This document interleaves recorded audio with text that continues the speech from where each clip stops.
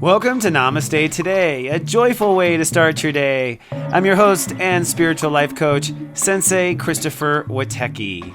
This webisode is for Tuesday, December 20th, 2016. Welcome, my soul family, and Namaste. Today you may feel a little triggered and ready to pop. That's because we're all being tested today, tested on our true belief in ourself. Everything you worked on in the last 30 days may come up into question. And to add matters worse, the moon is in tip-topsy Libra and Mercury is retrograde. So in today's zodiac weather, I'll give you a little coaching on how to get through this final degree. And in today's tea time, I'm going to introduce a concept called self-compassion. And I mean that sarcastically. Yes, we all need self-compassion today. I'll be giving you the tips and tools to apply to yourself in your tea time. But first, let's check out your emotional mood in today's zodiac weather. This zodiac weather is for Tuesday, December 20th, 2016. The mood I predict for the entire global consciousness is cloudy and quite triggered. The sun is at step 29, and Saturn is dead trining Uranus, which means irritation from the cosmic skies. Let's take a deeper look. Today, my friend, we're in the final and most tested degree of any transit, step 29. But I have to say, step 29 Sagittarius is a little bit of a different case. In fact, I don't know if you've ever met anyone born on this day, but these people are geniuses in a crazy way, okay? They have the ability to pull off like genius symphonies or ridiculous scientific code or, amazing mathematical equations, but they themselves never feel quite settled. That's what I've noticed. And that's what this degree is, because Sagittarius is our consciousness. Step 29 Sagittarius is everything we know, period. So today, everything we know is kind of coming up in our face. And in that tested degree, everything you know or don't know will be tested. So don't be too surprised if an error in judgment or a mistake you made days ago comes up today. You might also find holes in your plans, whatever your plans are. And the trick of today is not to judge yourself. We're going to talk about that in tea time. That's the trick. You just want to be observant and see what's not working. Now, here's the thing. Things are getting quite passionate. Saturn has moved to step 20 Sagittarius. And incidentally, Saturn is just going to keep pushing. So whatever it is you're working on right now, this belief, whatever the story is you're working on at this moment, whether it's relationship or it's your career or it's your kids or it's something you're creating, whatever it is, you're going to keep growing this idea all the way through April 6th. It's just going to grow. So you've planted seeds, some magical beans here, and they're going to keep growing. Now, I think our soul knows this today, and we're starting to feel the pressure. In fact, Saturn is trining Uranus at step 20, and this means we're starting to get on our high horse about what we believe, but we also know we have to stand tall and be strong, even though we're under construction. So it creates for this kind of anxiety because it's kind of like time to perform when there's actually no full plan. I imagine it's exactly what the Trump White House is experiencing right now. Like they had no plan and they have to move forward, where we all feel like this today, and it's creating some anxiety. Also creating a little grief and anxiety is Mercury retrograde, and that's my little joke for Mercury retrograde.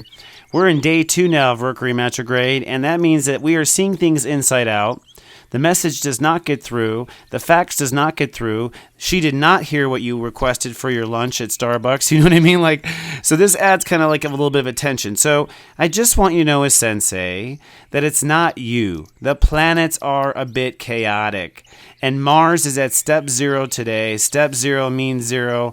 Mars is our aggressive energy. It means we're all really feeling tired and sluggish while getting tested all at the same time.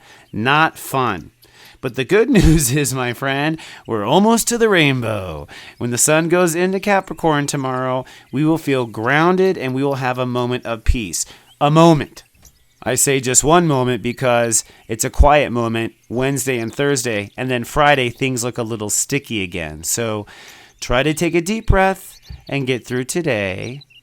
And why don't you also steep yourself some tea, and let's have our daily tea time.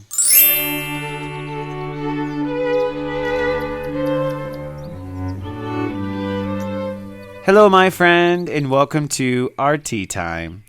Today's tea time topic is a question, and the question is, what is self-compassion? What is self-compassion? And if you've studied with me for a while, you know this is a big thing with me. And I realized, actually, waiting to cue up this little segment, why it's a big thing for me. My Mars is in Pisces. Mars is self, Pisces is compassion. I've realized that I've had to apply self-compassion to get where I am today.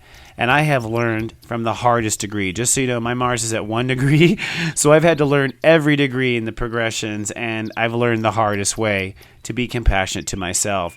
Even in this last occurrence where I was hospitalized in October, again, having to apply self-compassion. Now, I bring this up today because today is a day where one may have to apply self-compassion to get through the day.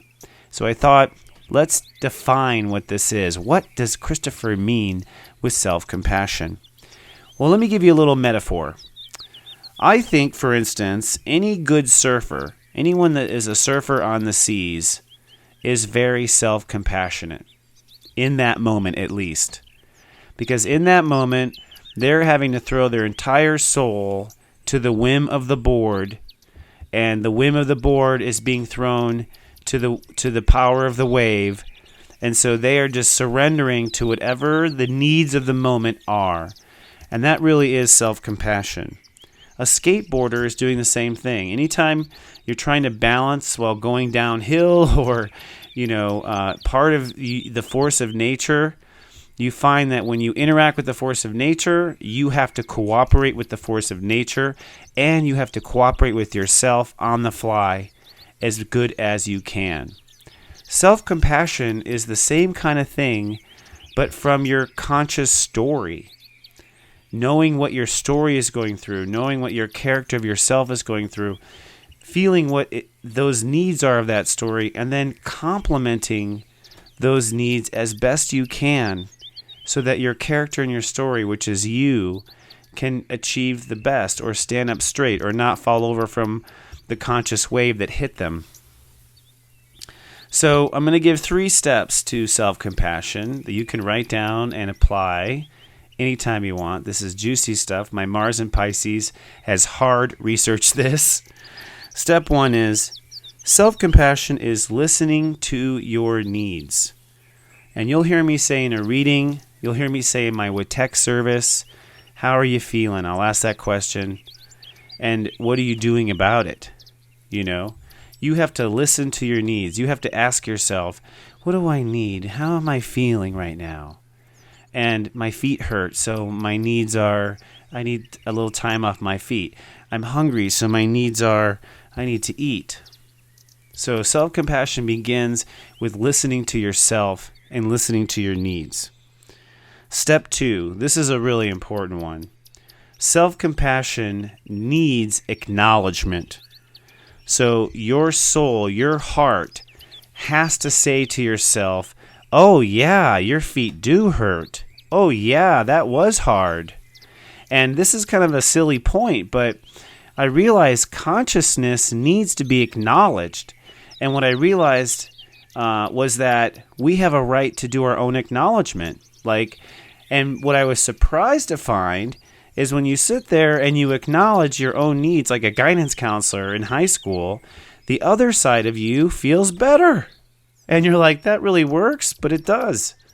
So you must acknowledge your needs officially and not pretend they're not there, or go back and forth like, well, I don't know if that's really the case.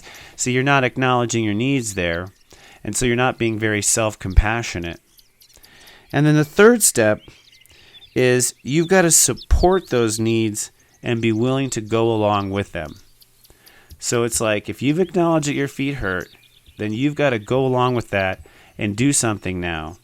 That's the humane part of your self-compassion. That's the mercy part of your self-compassion. When, upon recognizing that you have an issue, you do something to make it easy, to help it out, to relieve the stress, and you commit to going along with whatever your soul's needs are to make that feel better. That, my friend, is self-compassion. And I believe, honestly, the masters, the Zen masters, the meditation masters, the yogi masters, all these masters, from the East, self-compassion is precisely what gets you to your mastery. You must be dynamically aware of where you are in your moment and be willing to compliment yourself like a yin-yang way. And that's exactly what they're doing when they're meditating and they're in any type of prayer. They're in that constant state of self-compassion.